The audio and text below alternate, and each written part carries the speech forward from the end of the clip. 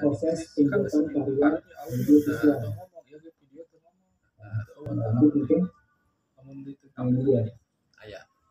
Secara ini ya, secara teoritis mungkin seorang sutradara bertugas untuk memberikan pengarahan kepada filmnya sampai film itu memenuhi potensi acara dan juga melakukan pengarahan terhadap teknis operasional. Dan secara langsung sutradara juga bertanggung jawab untuk memindahkan apa yang tertulis dalam naskah ke dalam bentuk pesan-pesan audio visual. Nah, di sini dapat kita artikan juga bahwa seorang sutradara ini memiliki pegangan penuh terhadap produksi sebuah konten audio visual, baik itu memegang arahan penuh kepada film, terus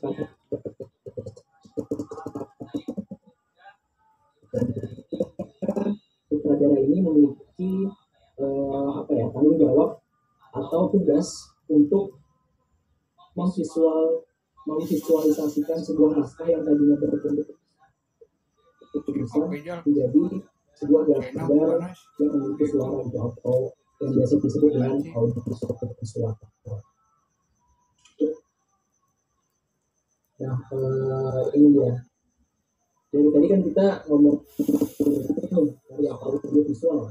Karya audio visual itu ada apa aja sih sebenarnya bentuknya gitu, secara umumnya gitu. Secara umum, karya audio visual sendiri itu ada beberapa jenisnya nih. Yang pertama itu ada video storytelling, yang kedua ada teaser atau trailer yang biasanya itu akan berkaitan dengan yang namanya movie atau short movie ataupun film. Lalu yang ketiga itu ada yang bentuknya berupa iklan, dan yang terakhir itu adalah musik video. Ini adalah karya audio visual secara umum ya. Nah, khusus mungkin untuk pembahasan kali ini saya akan memaparkan tentang teknik penyutradaraan pada proses pembuatan karya audio visual dalam bentuk video storytelling. Nah, apa sih bedanya nih sebenarnya video storytelling sama karya audio visual yang lain gitu, misalkan apa sih bedanya sama film, apa sih bedanya sama iklan, apa sih bedanya sama musik video itu, nah gitu ya. Nah, jadi secara pengertian mudahnya ya, video storytelling itu adalah sebuah karya yang memanfaatkan kekuatan untuk bercerita dengan bentuk audio visual. Nah ini kan sama aja dong sama film gitu. Film kan juga bercerita dalam bentuk audio visual juga. Nah bedanya adalah video storytelling dengan film. Kalau di film itu dalam proses pembuatannya akan lebih memakan banyak effort atau banyak usaha, jauh lebih kompleks secara prosesnya dibanding dengan pembuatan video storytelling. Karena dalam film itu kita nggak bisa sendirian istilahnya. Dalam film itu kita butuh yang namanya otak-otak yang lain atau kepala-kepala yang lain untuk saling berdiskusi membentuk sebuah film itu gitu. Istilahnya untuk membuat film kita butuh satu tentara dengan keahliannya masing-masing agar film itu terbuat gitu. Sedangkan di video storytelling itu sendiri sebenarnya bentuknya jauh lebih simpel ketimbang film. Karena video storytelling itu sendiri kita bisa membuat karya tersebut gitu meskipun cuma seorang diri gitu. Kalau di film kan nggak mungkin gitu kita seorang diri yang merangkap jadi sutradara, yang merangkap jadi aktor, terus yang merangkap jadi kameramen gitu. Itu tidak mungkin gitu. Nah sedangkan bedanya di video storytelling karena bentuknya lebih simple, nah itu bisa kita lakukan gitu.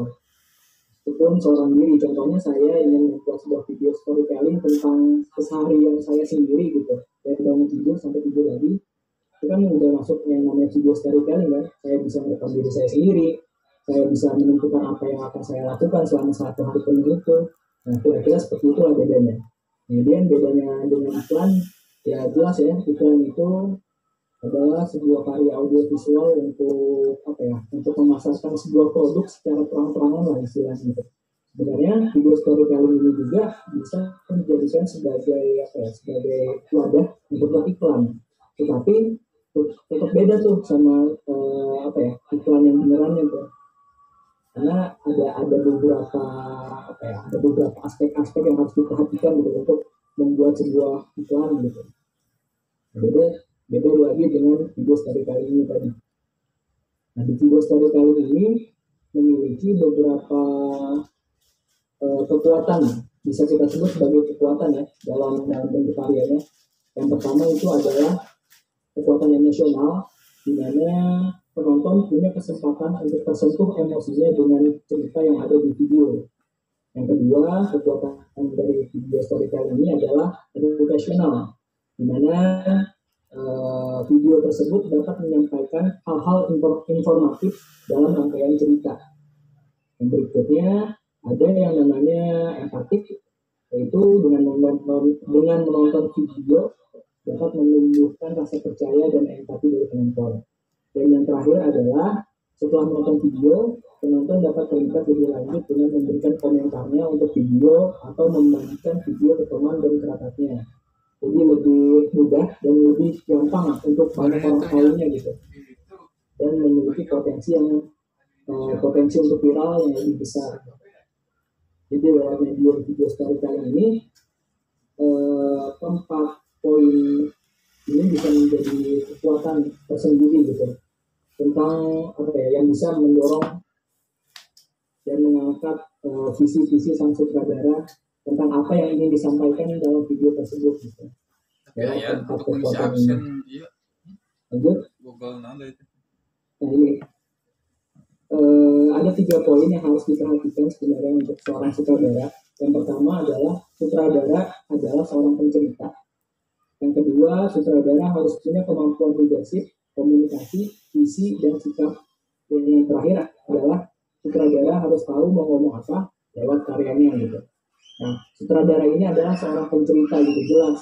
Karena sutradara ini harus tahu apa yang mau dia ceritakan. Sutradara ini harus tahu bentuk akhir dari karyanya itu seperti apa, bahkan sebelum karyanya itu disyuting. Sutradara tuh harus punya bayangan dulu seperti itu gitu.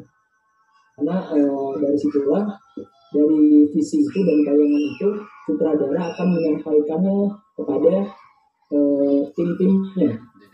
Jadi sebelum sutradara ini membentuk sebuah tim untuk produksi gitu, atau sebelum sutradara ini memutuskan untuk produksi, itu seorang sutradara itu harus memiliki visi atau bayangan dulu tuh di otaknya tentang si cerita ini bakal dibawa kemana, tentang si cerita ini bakal jadi seperti apa gitu di akhirnya nanti.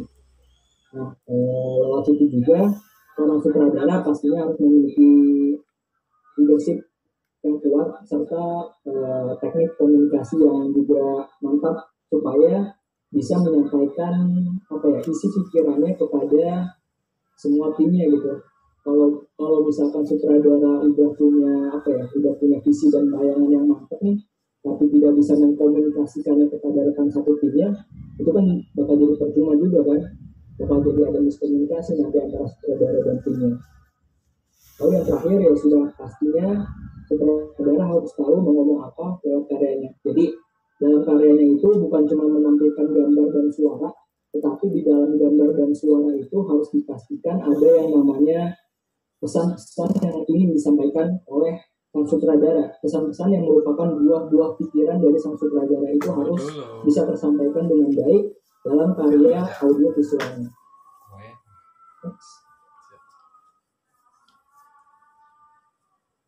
Nah, ini adalah beberapa poin yang harus sebenarnya dikerjakan atau dilewati oleh seorang sutradara sebelum proses syuting dimulai. Jadi dalam proses produksi sebuah karya audiovisual itu idealnya ada 3 fase. Yang pertama adalah fase praproduksi, lalu yang kedua adalah fase produksi, dan yang ketiga adalah fase pasca produksi. Nah, beberapa poin yang ditampilkan di layar ini merupakan tahap-tahap yang berada pada fase praproduksi. yang mana poin-poin ini juga adalah poin-poin yang harus dikerjakan atau dilalui oleh sang sutradara gitu. Yang pertama adalah menganalisa skenario atau treatment atau jalan ceritanya. Yang kedua adalah membuat skenario atau storyline-nya gitu. Yang ketiga adalah storyboard, lalu ada shortlist, dan ada casting yang terakhir. Nah, apa aja sih maksud dari poin-poin ini? Pemberitaan kan WA bu. Yang pertama tadi ada yang namanya analisa skenario. Dalam fase analisa skenario ini sebenarnya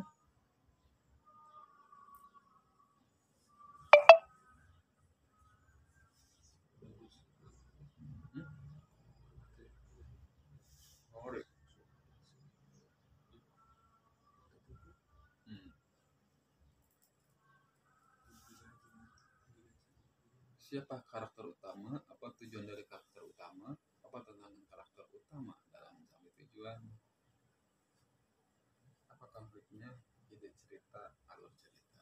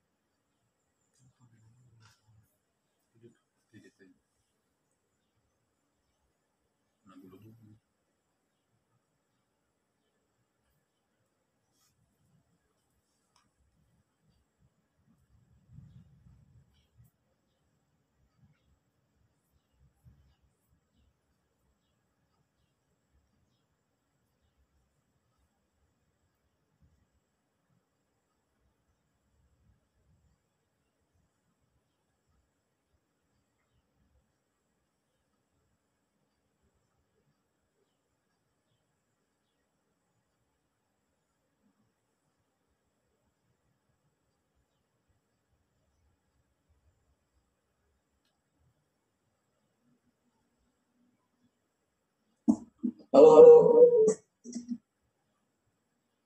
Udah terdengar kembali ya? Udah, Kak. Oke. Mohon maaf, ini kamera webcamnya error. Mungkin saya lanjut aja ya. Oke.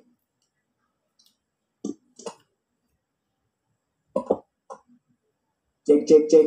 Apa udah jelas lagi? Udah, Kak. Mungkin bisa dilanjut aja.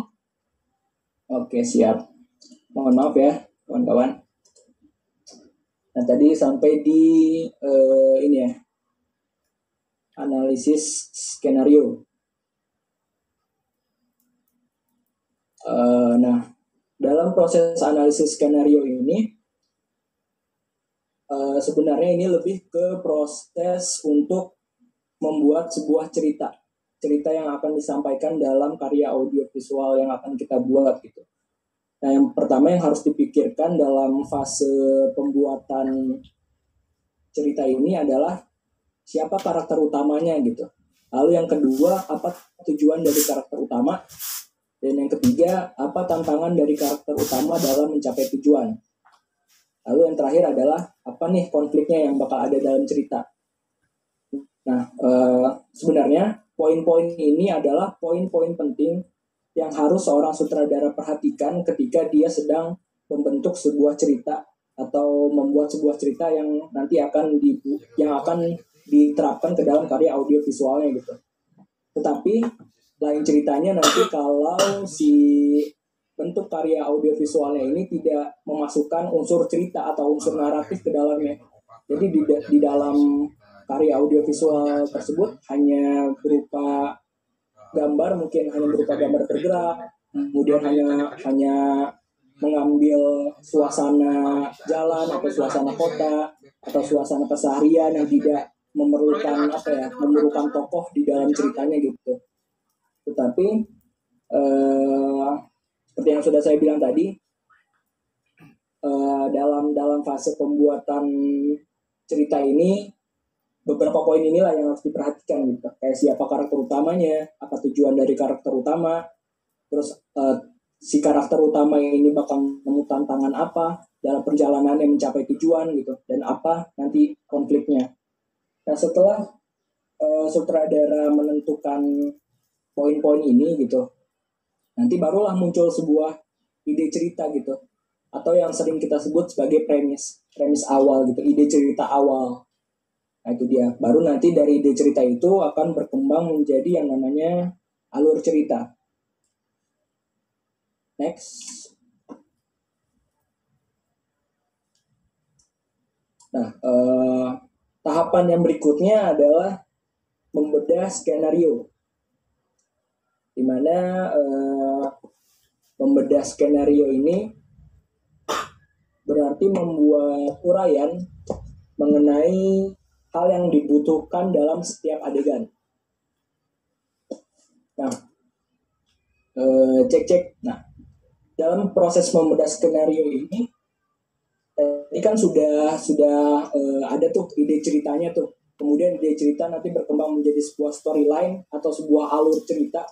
Nah, nanti alur cerita itu dibedah lagi deh tuh sama sang sutradara untuk membuat seperti uraian mengenai segala hal yang ada atau segala hal yang termasuk dalam setiap adegan di naskah gitu.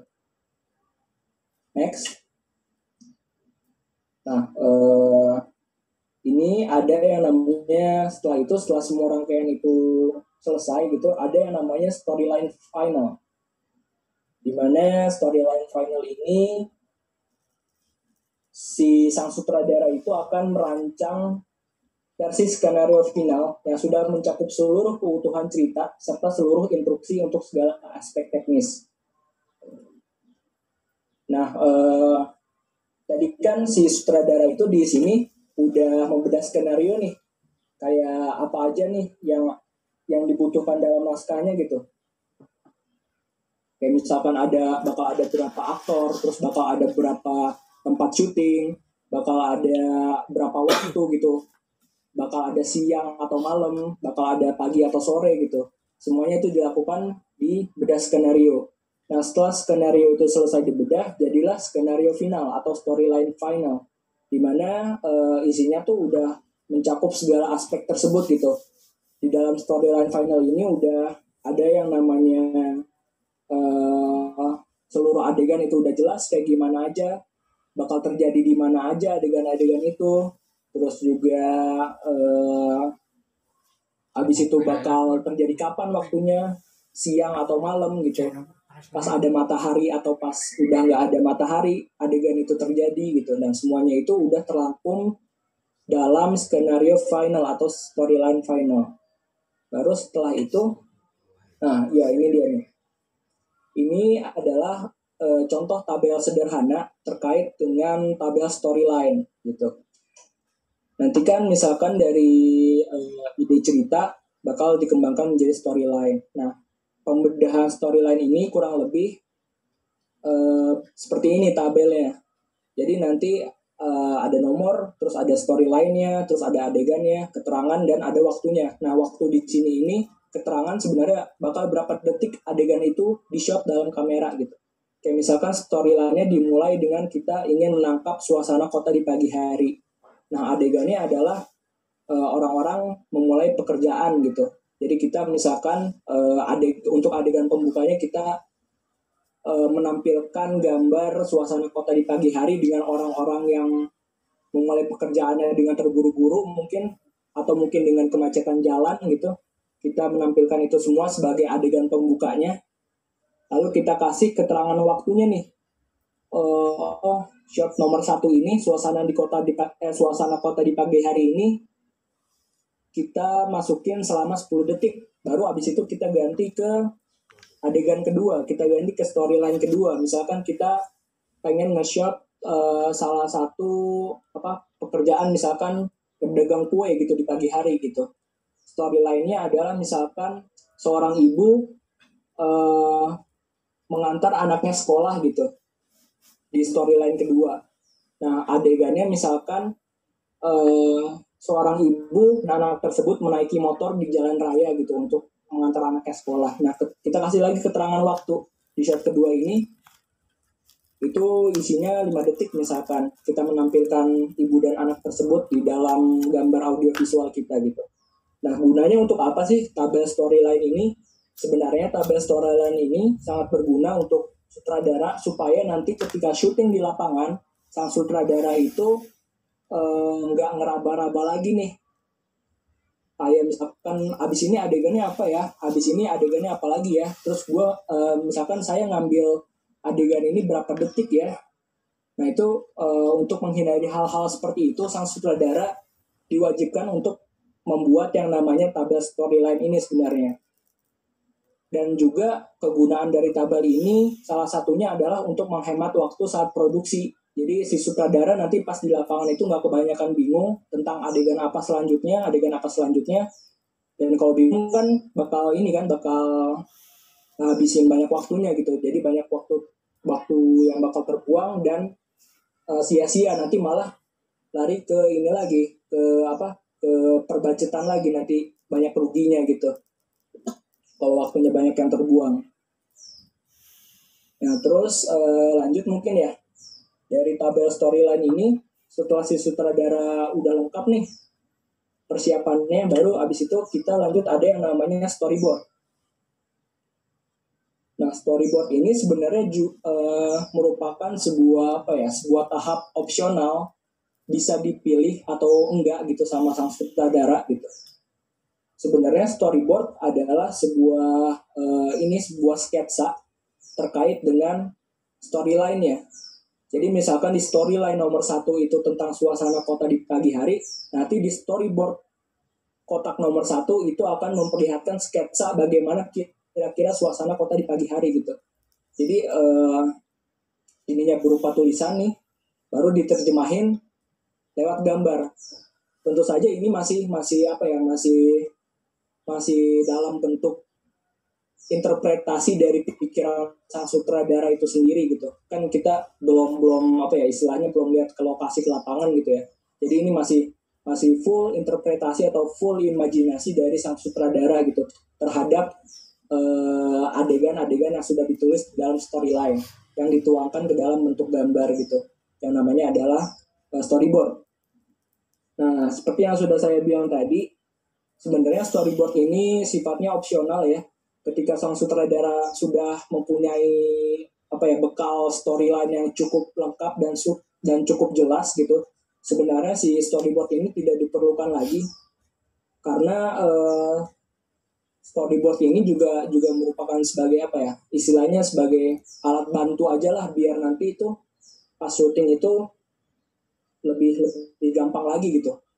Tapi tetap saja sifatnya bersifat opsional, mau digambar ya boleh banget, mau nggak digambar juga nggak apa-apa, asal si storyline-nya tadi itu jelas dan lengkap. Terus yang berikutnya,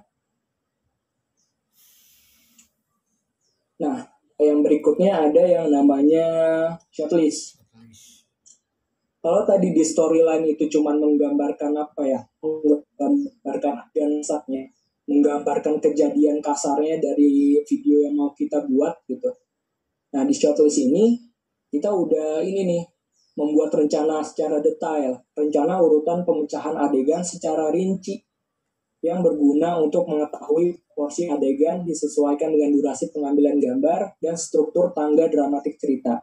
Nah, misalkan nih kita mau bikin video storytelling gitu tentang keindahan kota atau tentang keramaian kota atau keunikan kota. Dari tadi kan kita udah nyusun tuh yang namanya storyline-nya, kita mau masukin apa aja nih, mau masukin unsur kota apa aja di dalam storyline gitu. Kayak misalkan di storyline nomor 1 kita kasih unjuk gedung A, terus di storyline nomor 2 kita kasih unjuk jalan A gitu. Nah, begitu masuk ke shortlist, nanti ada lagi tabel. Seperti ini bentuknya. Nah, di tabel shortlist ini kebagi lagi nih, ada yang namanya adegan, ada yang namanya type of shot, ada yang namanya angle dan durasi gitu. Adegan ini sesuai dengan yang tadi ada di story lain, kita tuangin, bayangin si kamera ini bakal ngambilnya tuh dari mana gitu. Si kamera ini bakal kita ambil dari, misalkan kita mau ngambil suasana penyeberangan jalan nih, kita mau naruh kameranya itu benar-benar di atas penyeberangan jalannya, atau di bawah penyeberangan jalannya, atau mungkin setara dengan penyeberangan jalannya gitu. Jadi dalam tabel shotlist ini semuanya itu udah tergambar secara jelas gitu. Si kameranya ini mau di mana ditaruhnya. Atau mungkin kayak tadi kita mau ngangkat soal video tentang misalkan anak-anak sekolah gitu di pagi hari gitu, suasana bel masuk sekolah di pagi hari gitu. Nah, di tabel shotlist ini kita udah tahu nih si kamera nanti bakal ngambilnya tuh dari mana gitu, dari sisi kiri, dari sisi depan, dari sisi kanan gitu, atau dari atas atau dari bawah. Itu semua udah ditulis di tabel ini.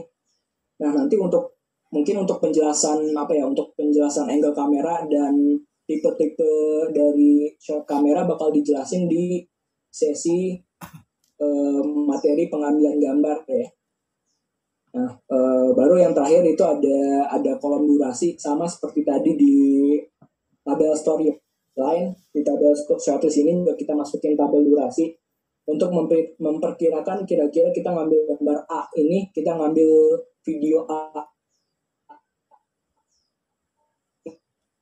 ini berapa lama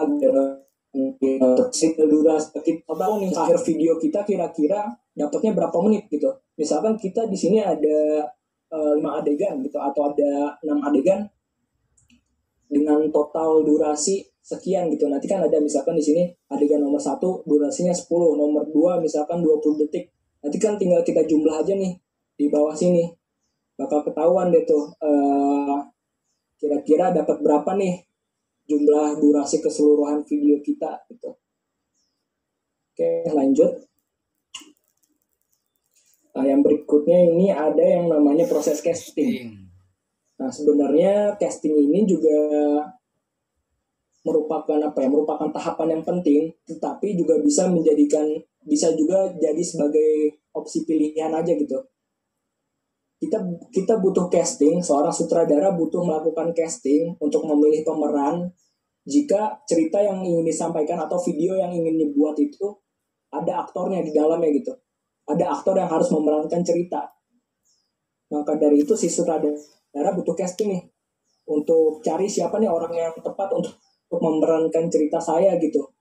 Tetapi ketika video yang ingin dihasilkan oleh sang sutradara itu tidak memerlukan aktor di dalamnya, seperti contohnya misalkan sang sutradara hanya ingin menampilkan suasana sekitarnya gitu.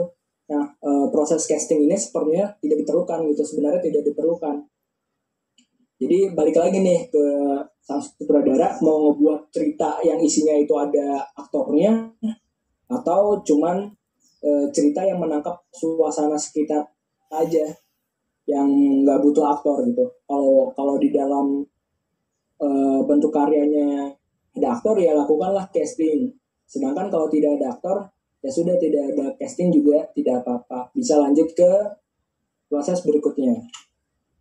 Nah, proses berikutnya yang tidak kalah penting dan mungkin ini bisa dibilang yang paling penting ya, yaitu mencari lokasi gitu. Mencari lokasi yang sesuai dengan tuntutan skenario atau mencari lokasi yang tertera sesuai dengan yang sudah ada di skenario gitu. Nah, misalkan di skenario itu sang sutradara menuliskan sebuah adegan di pasar, berarti sang sutradara itu juga harus menampilkan lokasi pasar gitu. Atau misalkan sang sutradara menuliskan dalam naskahnya lokasi di dalam sebuah museum atau di dalam sebuah gedung tua gitu. Berarti nanti saat fase mencari lokasi, sang sutradara juga harus bisa menampilkan museum tersebut atau gedung tua tersebut gitu. Jadi kalau bisa saat mencari lokasi ini, lokasi yang ditemukan itu tidak jauh berbeda dengan apa yang sudah dituliskan di dalam skenario gitu, agar konsepnya tidak berubah sama sekali. Nanti kalau konsepnya berubah, bakal ribet lagi tuh nanti ke bawahnya gitu. Jadi makanya dalam fase mencari lokasi ini sebisa mungkin sutradara dibantu oleh seluruh anggota timnya untuk menemukan lokasi yang cocok atau lokasi yang sesuai dengan naskah dan konsep-konsep yang sudah ditulis. Ini ada fase bacanya Reiki. Nah, di fase Reiki ini itu ada dan semua kru tim itu terkumpul. Yang harus dilakuin itu adalah mengunjungi lokasi. Ya, si lokasi ini dikunjungin tuh sama semua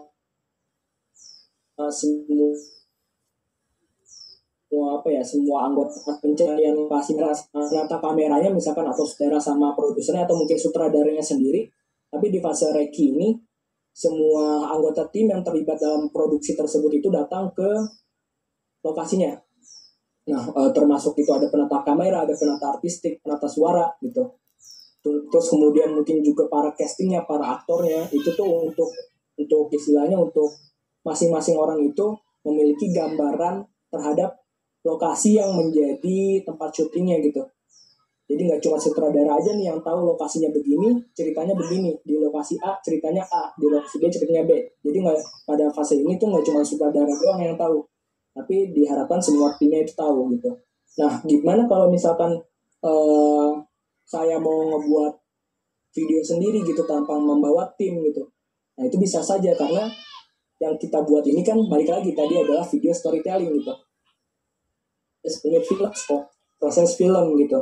Jadi misalkan kalau kita mau sendiri doang atau berdua doang dengan teman kita gitu, ya sudah kita lakuin aja survei lokasi dan kita tentuin nih, kita catat, wah di lokasi ini adegannya A, si ini nanti ada misalkan kita coba nge-shot motor yang lewat, atau kita coba nge-shot beberapa orang lewat gitu. Jadi itu bisa saja dilakukan gitu. Kalau misalkan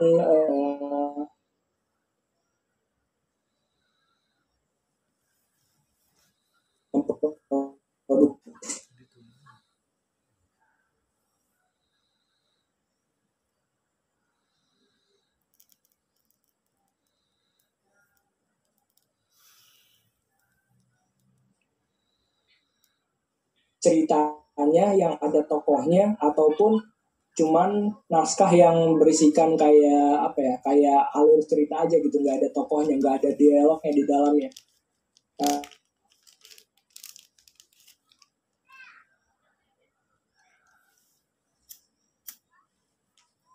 yang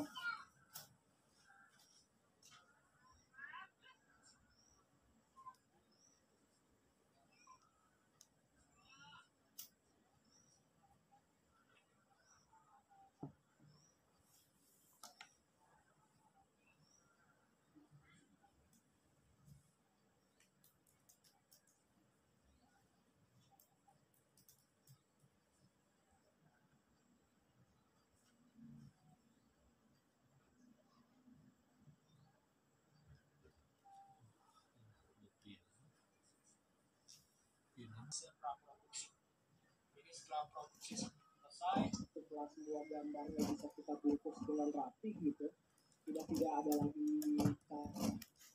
visual, tidak ada lagi catat audio, baru kita bisa masuk ke fase praproduksi. Dimana di fase praproduksi ini para sutradara itu melihat editor terutama untuk melihat hasilnya dan berdiskusi dengan para kepala lainnya gitu, seperti penata musik, terus penata suara dan editor gitu tentunya, untuk film ini bakal diedit seperti apa, film ini bakal dikasih suara seperti apa, film ini bakal dikasih warnanya itu warna seperti apa. Jadi sutradara itu harus bisa menyampaikan itu semua ke orang-orang yang berada di fase pasca produksi, seperti editor, terus ada penata musik, penata suara, terus colorist atau seorang yang memberikan gambar, memberikan warna pada videonya gitu. Sutradara ini balik lagi harus bisa menyampaikan semua konsepnya, semua visinya dengan baik kepada orang-orang yang bersangkutan. Karena kalau si sutradara ini tidak bisa menyampaikan semua visi dan semua konsep itu dengan baik, nanti orang-orang di fase produksi ini juga ini bakal istilahnya bakal kehilangan arah lah, tidak tahu apa yang harus dilakukan gitu. Itu lebih ke situ gitu. Nah, terus setelah semuanya selesai, sudah dilakukan preview, kita semua melihat kembali tentang karya yang sudah jadi tersebut gitu, tentang videonya. Kira-kira udah cocok belum nih untuk ditayangin, udah cocok belum nih untuk disebarluaskan gitu, atau perlu ada koreksi lagi di bagian A, di bagian B, di bagian yang lain-lain gitu. Itu kita lakukan diskusi terakhir atau istilahnya apa ya, screening terakhir gitu bersama para tim sebelum pada akhirnya si video ini kita sebarluaskan atau kita tayangkan di platform yang lebih besar gitu untuk dilihat oleh orang-orang lainnya. Next. Ya sudah, mungkin segitu dulu penjelasannya ya terkait directing, terkait penyutradaraan dalam pembuatan video storytelling. Mungkin saya juga punya ini nih, sebelum selesai saya punya beberapa contoh video storytelling. Mungkin bisa saya kasih unjuk dulu ya contohnya, biar nanti ada bayangan. Bentar.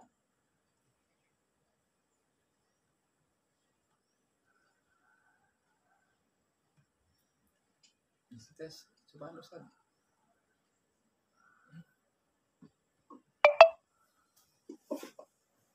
Cobaan kan aja saya di nanti. Sudah terlihat ya share screen yang barunya? Sudah kok. Oke, ini kurang lebih seperti ini nih, bentuk apa ya, video sinematik ataupun apa yang visual tanpa ada aktor di dalamnya gitu. Kita play dulu ya. Suaranya ada nggak ya? Nggak ada ya suaranya ya? Ada kan, mungkin belum share sound. Ada tapi terputus-putus. Ada kok. Oke, ulang bentar.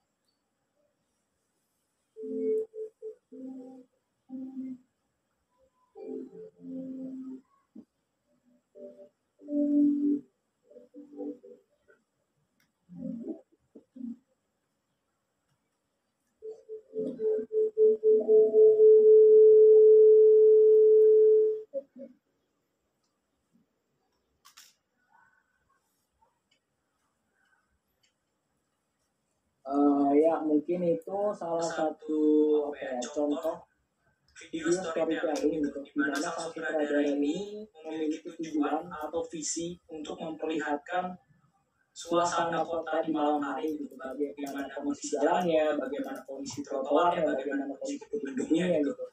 Dia sang sutradara ini tampilkan semuanya dalam bentuk karya audio audiovisual tanpa adanya unsur naratif atau tanpa adanya unsur cerita atau tanpa adanya tokoh di dalamnya yang berdialog gitu. Jadi cuman memperlihatkan apa ya, memperlihatkan suasana aja, tetapi tetap visi dan pesan sang sutradara itu coba untuk disampaikan dengan baik dalam karyanya gitu.